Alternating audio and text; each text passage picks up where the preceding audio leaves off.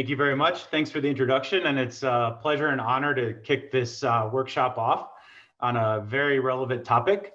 And as the slides and my background indicate, robots will be a central theme in the way I'll explain safe autonomy. But the ideas, I believe, are general and applicable, and they include automotive applications, which will also be discussed in the talk. So to kick off, though, first and foremost, I want to thank my students and my collaborators. It's really their work that made this talk possible. So keep an eye out for papers that are cited throughout the talk and collaborations that are noted, because it's really a group effort that made all this happen. So to kick off the talk itself, I don't think it takes a lot of convincing, but autonomous systems are hard. I like this video a lot because this is snippets of 9 months of testing. So for 9 months, we tried to get this robot to run again and again and again, and it just kept failing, either falling or literally breaking apart into pieces. And at the time, we thought we had the math to describe what was happening, but it turns out that we were missing this kind of critical and key component with how the sensors and the disturbances were playing through the system. And so the key lesson here is don't keep hitting this thing expecting a different result, but rather when we revisited this with that understanding of the math, we were able to get it to walk or get it to run in like 3 days. So this is really, to me, a lesson in the process. And the process is understand the math underlying the system, and everything else is easy, relatively easy. I mean, hardware is always hard, but relatively easy. And why do we want to do that? Well, I had 9 months to play with this robot, but the reality is when we send autonomous systems out there, we're not going to necessarily be able to test them in their environments for which they operate. Mars is a great example of this. This is the Mars 2020 mission, and there's going to be a helicopter and a rover coordinating sort of semi-autonomously on Mars. And the same is true of automotive systems. You can test all you want in the lab, but real world conditions are much different, and we can't do this 9 months or years of testing to make sure that everything works. As such, starting to get a little technical here, what's the big picture in autonomy in my mind? And in my mind, it really is this nice diagram that was done by one of my postdocs. And the idea is really simple. In autonomous systems, you have to deal with a couple layers. First, there's the plant. And the plant is the layer that's underlying the system itself. It's dynamics, it's your models, it's everything else. And with regard to the plant, there's kind of two key layers that you want to think about. There's a continuous layer, that's x dot equals f of x, or a control system. And then there's this discrete layer, decision-making layer. And you really need to understand not just these individual layers, but their interactions. So in the end, it's about unifying these layers together in a way that you can make guarantees that crosses the individual layers. And this is hard to do on autonomous systems, especially when the complexity increases. And what's particularly difficult is that most of the time, researchers tend to live in one world or the other, the continuous or the discrete. And really coming together mathematically at this intersection, I think, is a really rich problem to study in the context of autonomy. So with that said, let's kick it off on the low level. So the first, in fact, probably most of the talk, 2/3 of the talk are devoted to this lower layer. After me talking about all this unification, I admit that I live at the lower layer most of the time. I'm a control theorist by training and by passion. And so I want to start here, and then I'll make the connection to the upper layer at the end. And so at the lowest layer, we have a lot of tools at our disposal. The two that I'm going to focus on today are control barrier functions and control Lyapunov functions. So these are ways of, if you'd like, certifying stability and safety on these systems. And so they're certificates that when you verify that they're true, that they hold for the system, then the system has a certain property, that is stability and safety. So I'm going to explain this first with Lyapunov, because Lyapunov is an old concept. In fact, it goes back to 1892 to Lyapunov himself. And the idea is really, really simple. I always say everything you need to know about nonlinear control, you can learn in about 5 minutes by just studying Lyapunov functions. And the idea is the following. And in this case, I'm actually going to present control Lyapunov functions, which is albeit slightly more difficult and more modern incarnation of Lyapunov, but the idea is very similar. So we start out, we have some dynamics, x dot equals f of x. And for these dynamics, what we want to do is guarantee stability. And so to guarantee stability, we can do this really simple thing. We say, as long as I have a function v, my Lyapunov function, that's a bowl, and as long as my derivative of that Lyapunov function, meaning v dot, heads downwards or takes you to the bottom of the bowl, then you're guaranteed to have stability, because stability lives at the bottom of that bowl. So all you really need to do is find this V, easier said than done, and check this V dot condition. That is derivatives of V along solutions of your system. And if V dot is less than, let's say, minus alpha V, as this indicates, then you're guaranteed that V will converge to zero, hence your state will converge to zero, hence you're stable. And this is a really simple concept, because what it basically says is make your system act like a first order stable linear system. And if that's true, then you know that V decays exponentially, hence X decays exponentially. And so that's the basic idea with Lyapunov. And what's great about Lyapunov is once you understand this certificate, it leads to a means of controller synthesis. So what I mean is you have a theorem that says, and this is really Sontag's theorem, that says that if there exists an input in your admissible set of inputs such that V dot acts the way you wanted it to, that is, decays the way you want it to, then you're guaranteed that for any locally Lipschitz feedback controller that satisfies this V dot condition, when you apply that to your nonlinear system, you'll be exponentially stable. So you have this nice way of really distilling down everything you'd want from stability into this simple condition. Now the art becomes, how do you find V? What does V mean for your system? Is it robust? Can you sense it? All those things. But this is the math that guides it. And once you have this math, the other really important observation is that this yields optimization-based controllers. So what's really cool about this, though, with Lyapunov is that if your systems are affine in form, which robotic systems almost always are, and actually most systems I would say always are, then your V dot condition becomes affine in your input. What that means is that this becomes a quadratic program, and hence it can run really, really fast. So you could run this at millisecond, sub-millisecond loop rates on a hardware really, really easily because it's convex and has really nice form. So we can actually realize this on robotic systems like the one you saw above, in terms of realizing stability and desired behavior on those systems. So I'm going to give a couple examples here of this applied to non-trivial systems. And these are just kind of highlights of really my lab and what we've done. And I'm pushing a bunch of stuff below the surface here. So this is a really simplistic take.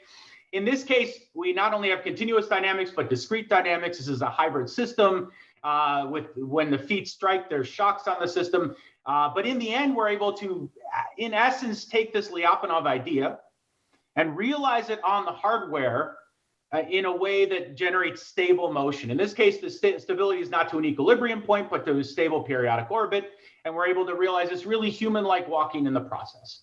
And so at the core of this is Lyapunov function. Now, in this case, we're not realizing Lyapunov functions are QPs on the hardware itself. It was done in sim and the trajectories were ported over, but the basic idea is there. So we can do it for more than just Duris, though. We've done this for other robots and other devices. So this is an exoskeleton, a full lower body exoskeleton developed by Wondercraft. And this is in collaboration with Wondercraft that we had these results. And we're able to apply the methods, the same exact methods we had from Duris onto this device and get it to walk by itself. So this is walking like it was a robot. But what's cool about that is once you can get it to walk like a robot, you can put a person in it, and now it can walk with a person in it stably. And this person in this case is a complete paraplegic, meaning he has no function of his legs whatsoever.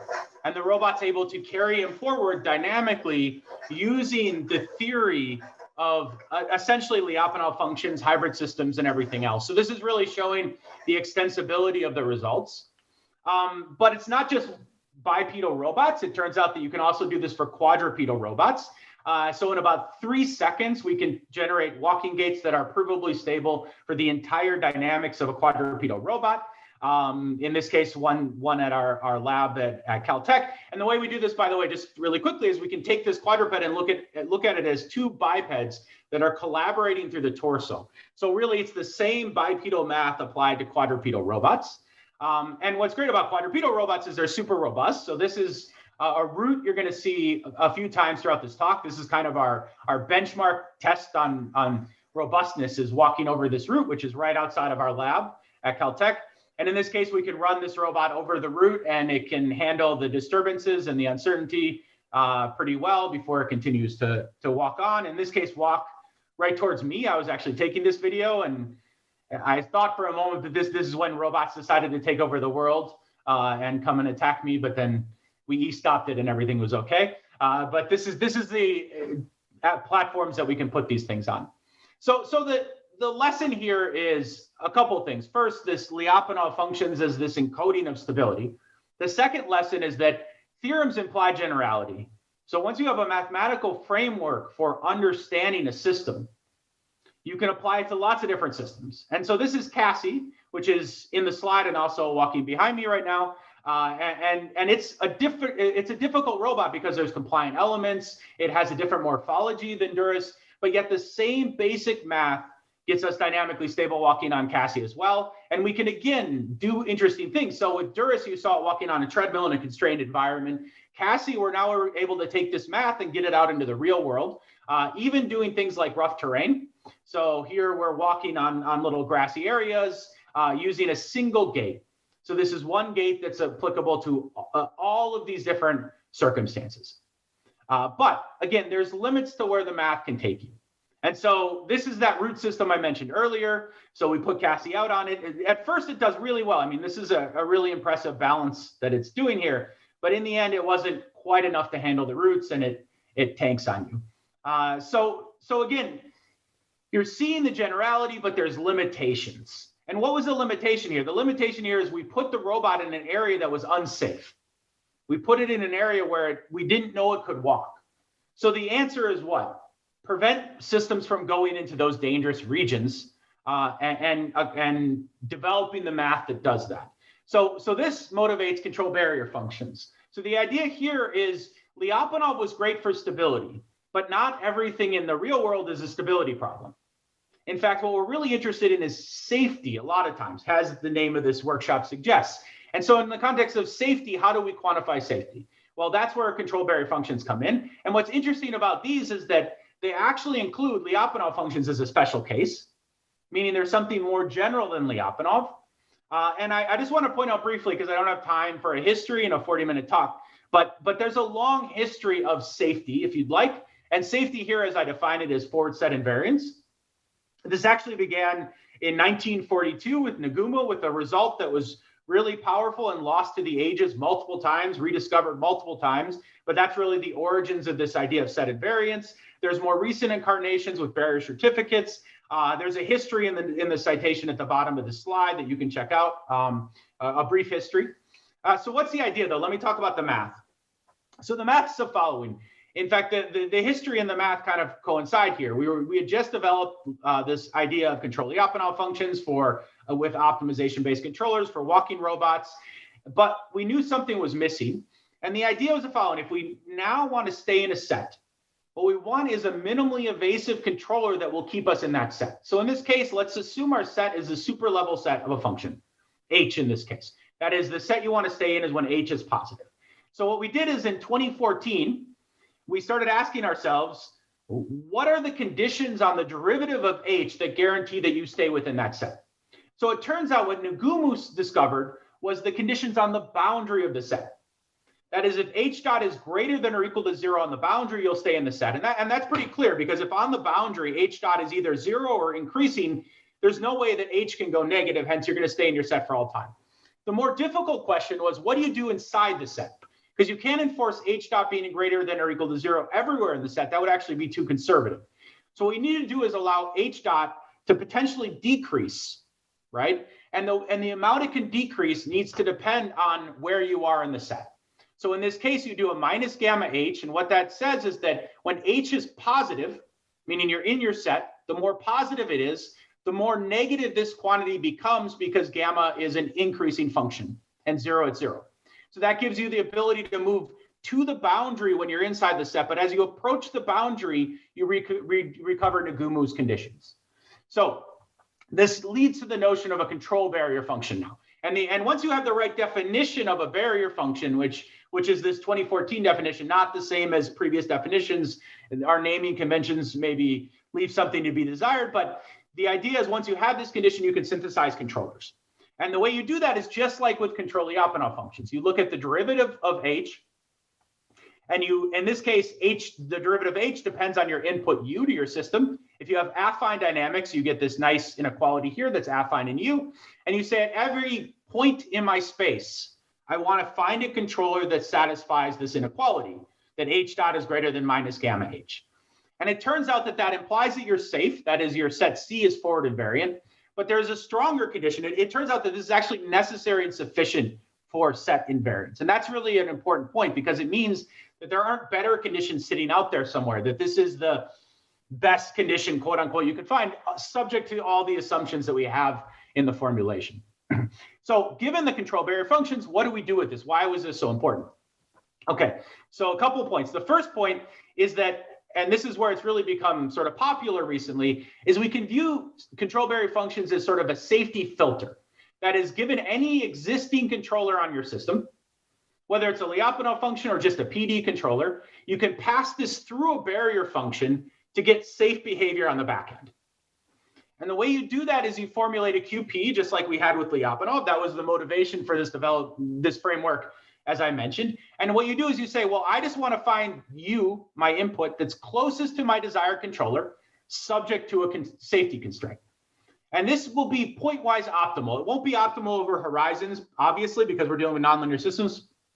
But point-wise, this will find that closest control value subject to the safety constraint. And this becomes your safety filter. And I want to notice a couple of things. First is that because of this form, it's a very simple form, and you even have explicit closed form solutions that you can find for the system. So there's nothing not solvable about this. It's a very actually easy thing to solve on hardware. And this is what it looks like in action. So at the top, you see the desired controller, which was a PD controller for the segue. And the bottom is the filtered controller, filtered with a barrier function. And you see the PD controller, because it's a PD, when you kick it, there's a disturbance, it overshoots, while the barrier function, what it does is it keeps you inside the safe set, even with those disturbances. So this is the safety filter concept in a nutshell. So what do we know about barrier functions? I think it's important to note this since this is a workshop for applied mathematics, I like that I can throw out at least a couple theorems, at least in passing, not doing them the justice they deserve, but still in passing. And what I find to be one of the most important results, actually, is that control Lyapunov functions are a special case of control barrier functions. And so in particular, Lyapunov functions in general are the special case of barrier functions where your set is a point. So in some ways, Lyapunov is barrier with a point. Why is that, and what's the difference? Well, I always tell people, what's the fundamental difference between barrier and Lyapunov? And to me, the fundamental difference is that Lyapunov functions always built on this assumption of positive definiteness. That is, that function always has to be positive. Barrier functions can go negative. And that negativity of that function is what allows us to have this notion of having weak conditions in the set, meaning you can approach the boundary, but actually outside of the set, you're stable to the set. So, and it's that ability to go over the entire real line. So in some sense, Lyapunov functions are on the positive real line, while barrier functions are the entire real line. And that extension to the entire real line makes this difference, meaning you can start to understand this higher order behavior in the process. So with the theory sort of out of the way, quote unquote, I'm going to spend a few minutes now on the applications. So there's been a lot of applications of this. You know, again, like I mentioned, these were invented in 2014, so they're not that old, control barrier functions. But in the meantime, there's been a lot of physical realization of these in a bunch of different application domains with a bunch of collaborators. So I really want to note here that all the people listed below I've worked with, or some have, and done independent work independent of me, doing a lot of these application domains. So let's start with the application that this workshop's on, because I want to really note that automotive systems are really a natural avenue for barrier functions. In fact, I want to make a special note that barrier functions were invented in response to automotive system considerations. It turns out that they came about because we were talking with Ford and Toyota in an NSF project with Jesse Grizzle, myself, Paulo Taboada, and we asked Ford if they would put the Lyapunov function stuff that we discovered or developed onto their cars. And they said, we'd love to, but there's all these old built-in controllers designed by these expert engineers that are 20 years old that work really well, and we can never change them. They're fixed in stone. They said, but if you can give us a way of taking those controllers and modifying them in a minimal way to guarantee safety, we'd be interested in that. And we first studied, in fact, the first paper considered adaptive cruise control as an example of that. So the idea here is very simple. There's two applications, adaptive cruise control and lane keeping. In adaptive cruise control, what you want to do is go to a desired speed. In that case, the control objective is that desired speed. You can encode that as a Lyapunov function or just a PD controller. So that would be u desired. And the safety constraint is you want to go to that desired speed subject to the constraint that you don't want to hit a car in front of you. So the barrier function is don't hit the car in front of you, which is encoded as the half the speedometer following rule, which you can write down as a function h. The other application is lane keeping. Similar idea. You're driving in the lane. The user, the human in this case, can turn the wheel any way they want, but you need to stay in that physical lane and never leave that lane. So we have papers, including the one here, where we did this on high fidelity sim. We've done it on these mobile platforms. But I think the real cool application of these ideas is on real cars, full-scale cars. So the first application is actually unpublished. It was done by a postdoc of mine that I use this video shamelessly, even though this is not my work at all. But it's a great application of lane keeping. So in this case, on the right, you see the human trying to drive the car out of the lane. This is obviously not in California. It's in Michigan at Ames City. And when he's trying to drive this, the barrier function is preventing. So you'll see the difference between the wheel that the barrier function is driving and the wheel the human is driving to keep the car within this lane. So the barrier function is doing this minimally evasive action, even subject to disturbances like snow and ice and everything to keep the car safe. The other application is adaptive cruise control. So this is a great recent result. So Gabor is talking, I think Thursday, on these ideas as well. So I really encourage you to go to his talk because this is in collaboration with him and he's the lead on this effort. And the idea here is to do adaptive cruise control, but now we're doing it for trucks. And so this is a really hard problem because trucks have a lot of dynamics that are really hard and non-trivial, including the actuation scheme of braking. And so if you take existing adaptive cruise control methods and put them in this scenario, it turns out that they actually crash. They're unsafe. But we can take and filter those inputs through barrier functions to prevent the crash. And so that's what you're seeing here experimentally. And the plot you're seeing always being positive implies that the system is safe. So here, we'll watch it one more time. The brake happens here and the system stays safe, even subject to all these really crazy, complicated dynamics. So that's the application to a couple automotive system domains that I think are really encouraging. So let's move on to some other just cool applications just to kind of close the circle, as they say. So in this case, literally, we're closing the circle. So in this case, this is multi-robot systems. This is collaboration with Magnus Egerstad at Georgia Tech. And we did this a couple of years ago. And the idea here is you have these simple robots, these grit spots, and you command them to go across the room, straight across the room. But every single robot is told to go straight across the room. The only way they do that is they would all collide in the middle. So what you do is you synthesize a barrier function. In this case, the barrier function says, stay away from robots around me. And you can do that with factoring in maximum torque, acceleration, velocity, etc.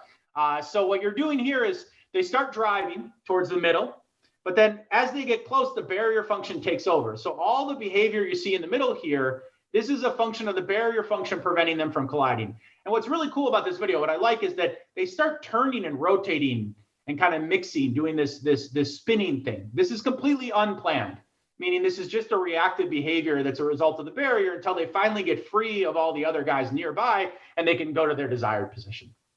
So this is cool, but these are relatively simple robots. Part of the Robotarium, by the way, you can actually try your algorithms on the Robotarium and the robots presumably won't collide because of barrier functions running on the Robotarium right now.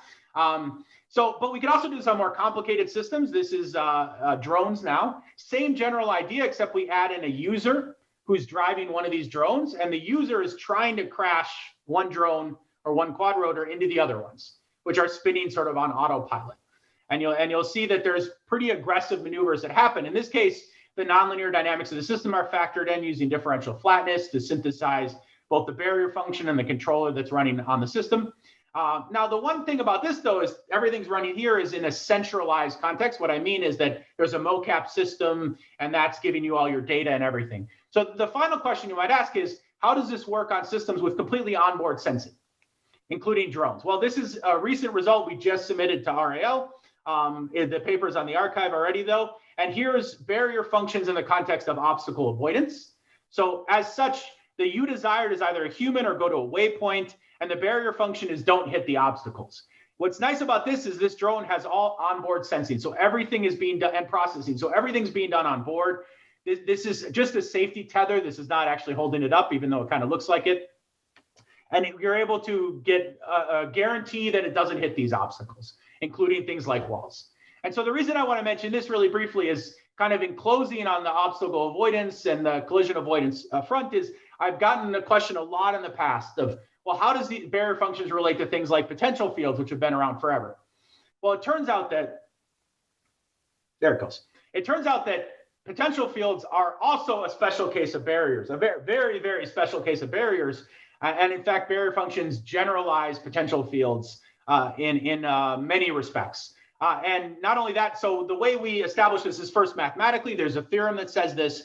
And for those familiar with potential fields, the theorem gives you is sort of indicated by these transformations. You've given a potential field, you get a barrier function. The converse is not true.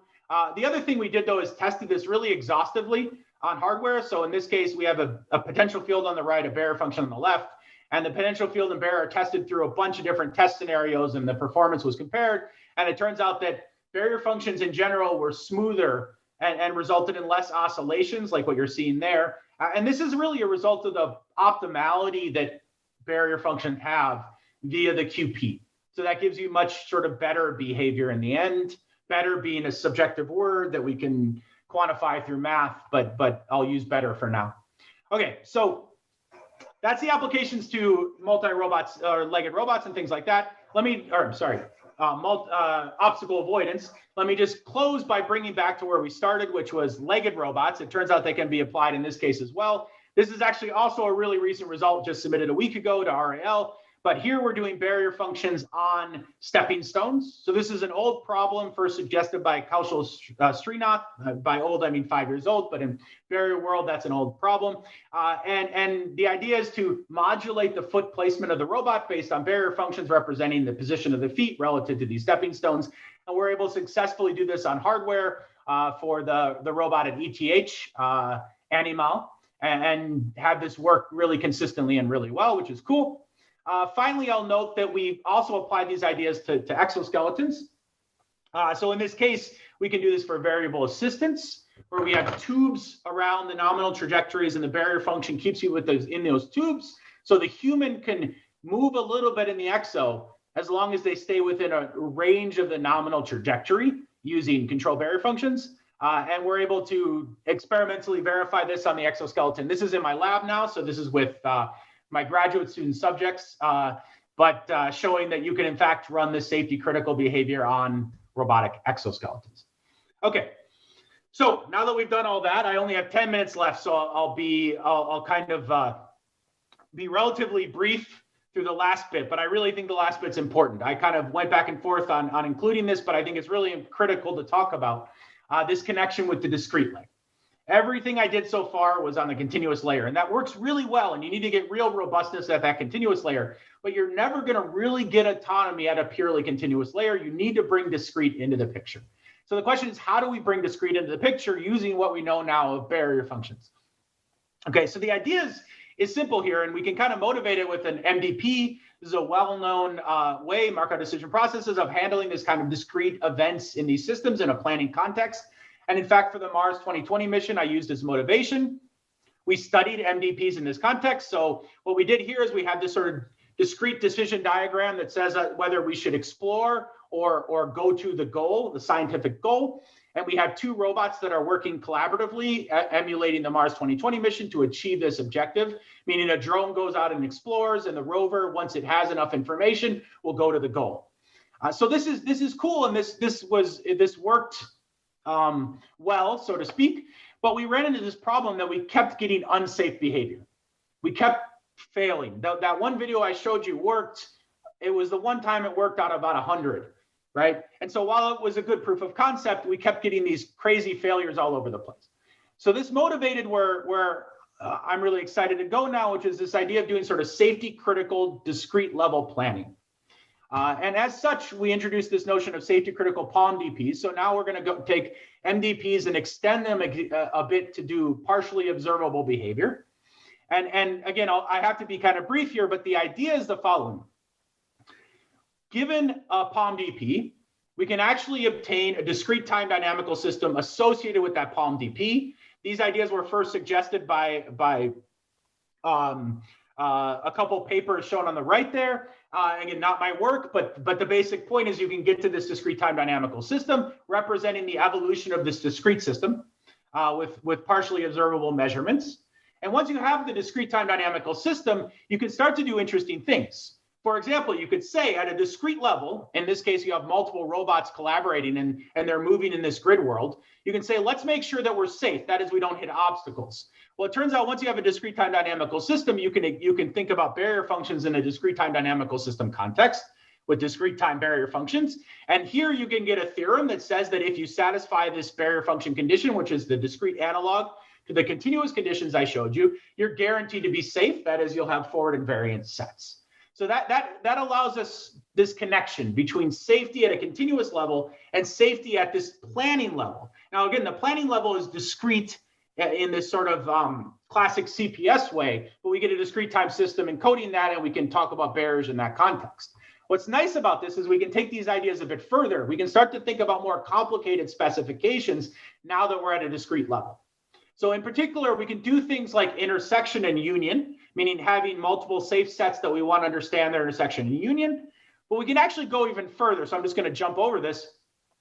We can actually start to represent temporal logic formulas with discrete time barrier functions. Specifically, we have distribution temporal logic here, and we have specifications. And if you're not familiar with formal methods, I'll just cite you to the paper because I don't have time to go into all of this. But the idea is we can take these specifications, which encode what we want to do to the system, and we can represent all of these specifications by discrete time barrier function implementations. All of these specifications meaning the ones I'm showing in this table here. So what this allows us to do is to start thinking about planning. That is, you have some goal you want to get to, subject to some safety constraints. And you can start to think about how am I going to do that at a planning level via safety critical control via PALM DPs. And once you have that, you can pass that down to the continuous layer as well and connect these two layers together. And that's really the goal, is to now say I have multiple robots all capable of doing good things, meaning they have behaviors they can achieve. And these behaviors, if you'd like, are certified at the continuous level via barrier functions or Lyapunov functions or your favorite controller. And then at the discrete level, we have PALM DPs, and those PALM DPs can also be certified via barrier functions. And then we can make these connections theoretically between the layers as well, which is something I'm not going to talk about here, but is subject to something we're really actively thinking about. So I just want to point out that we just, in the last week or so, we submitted about 4 other papers from my lab on this, all exploring this idea. So if you're interested in this kind of connection between the discrete and the continuous world, these papers study different aspects of it. And you can see we have relatively simple platforms here, the Segway, which is dynamically unstable, but able to start to do some really actually non-trivial exploration tasks in my lab and in CAST as a result of these frameworks we're developing at the discrete planning layer. So that's the connection with the discrete. I know I had to be fast there, but I think it's important to mention. Finally, the goal is to take these ideas, of course, and apply them to non-trivial systems. So quadrupeds and bipeds. So you'll see the video here. It looks a lot like the video behind me. It turns out that this video behind me was taken at the same time or another time that was similar. My students actually do this a lot when we're preparing for a lab tour. We'll boot up a bunch of robots and have them just kind of like play with each other like this. What's actually happening is my students here are controlling the robots. So this is not autonomous. And they like to just see how close they can get with the robots, which is maybe a little terrifying for me to watch, but they're very good at knowing what's safe and what's not. But this is what we want to do autonomously. We want to have multiple dynamic robots interacting really close like this and in a provably safe way, right? Where that interaction can actually be used beneficially. And so this is where we're heading now that we have these frameworks developed for really going across all these different layers of autonomy. So let me kind of return to where we started in this diagram. I think, or I hope that this makes a bit more sense now in the sense of the way that I mean it, if you'd like. And so at the low level, we really studied barrier functions in Lyapunov. And the top level, I briefly talked about using things like PALM DPs and connecting that via the continuous layer via control barrier functions. And at the core of everything was a really simple idea. So I want to return to it just for 1 second in the conclusions. And that's develop means in which to take whatever you have on your system, your autonomous systems, and filter it in a way that gives you the correct behavior on the back end. And I think that paradigm is very important for autonomy, especially in the automotive domain. Because the reality is in the automotive domain, you will never have full access to the system. There will always be layer upon layer upon layer of existing control and architectures that are going to be running below the surface. So I think it's incumbent on us as engineers, if we're going to approach autonomy, to say, how can I take whatever system I'm given in this big black box thing and make formal guarantees on the back end for that system? And I think barrier functions provide one example of that, just one example. There's a whole universe out there of things we could do, but one example where you filter these controllers to guarantee safe behavior. And as I mentioned in the talk, these work quite well on automotive systems. Again, this is this video collaborative effort with Gabor, who's, as I mentioned, talking Thursday. But there's a natural suitability of these ideas, I think, to the automotive domain specifically. So with that being said, the future is all about extending these ideas, at least from my end. More theory to be done. There's a lot of theory to be done. I just really scratched the surface of the basic math here, but there's a ton of interesting work on synthesizing barrier functions, on realizing them for input constrained systems, on doing this planning layer. There's a whole bunch of fun stuff happening. And let me just, in the last 2 minutes, run through a couple of fun videos before I close. On next steps, applications we're thinking about. So one I want to mention is uncertainty and dealing with uncertainty.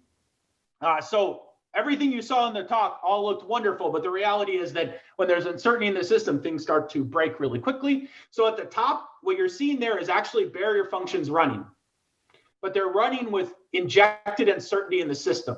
And they just fail spectacularly, right? So you need to make sure you're robust to uncertainty in the right direction. So the bottom is being robust to that uncertainty. So I want to point out that even though the math looks really clean, the real world is not always so clean, and we need to develop math that deals with that uncertainty. Another way to deal with that uncertainty, of course, is learning. I don't think learning should be the way to start these problems, but there is a role for learning on the back end. Meaning once you have the theory and the math in place, in this case, barrier functions, what we did is we did learning for this residual unknown part of the barrier. That is, we have a barrier function, we put it on hardware, we look at the evolution on hardware, and we say, well, that evolution isn't the same as what I expected. Let's learn that residual, that deficit. And we did that on the Segway, and it worked really well. And we're working on doing this on legged robots, literally as we speak. My students might be in the lab running this on legged robots. Again, speaking of legged robots, there's a whole bunch of fun stuff we're working on here. I can't talk about all of it and do it justice in 30 seconds, but we're doing things like we have jumping behaviors, we have walking at high speed, we have walking with path following. And the idea is to increase the capability of legged systems so they can sit in these multi-robot autonomous networks in useful and interesting ways. For example, just to kind of hit this point home, this is also a video from last week where now this is our sort of state-of-the-art in walking controllers on Cassie, and we're able to walk really stably and robustly now by factoring in the dynamics in a really deep and meaningful way in terms of how we implement the controllers. And we're able to, for example, I want to kind of close here. That's the same route that tripped up Cassie earlier in the talk, and now Cassie walks over like it's not even there, which is pretty amazing. So I'll give you a close-up view of the route because this is our metric, and just boom, right over it. So we're making progress on the robust controller instantiation. We're also working on the exoskeleton space. We're doing things like learning here where it makes sense to learn because the human has a lot of unknown dynamics. We're both learning at the layer of interactions with the human on things like prosthetics. We're also doing learning at the layer of interaction with the human in terms of what gaits they prefer. This is preference-based learning for the exoskeleton, switching between a bunch of different gaits. So there's a role of learning in this context as well, coupled with the control. So again, at the core, we're running all of our nonlinear controllers and then building on it in the context of uncertainty, or in this case, preference. So The ultimate goal, of course, with these systems is to get them in the real world. Again, this is showing videos of a collaboration with Wondercraft, the company that built the exoskeleton. This is clinical tests with paraplegics, again, able to walk with the exo. And I just want to I like to close with this video because I think in the end, getting our work to the real world in a way that actually helps people should be the primary driver for what we do. We have great responsibility with the technology we develop to make people's lives better. And so with that, I want to thank you for listening to me talk about safety critical autonomous systems and getting them out into the real world. And with that, we can close with some questions. Thank you.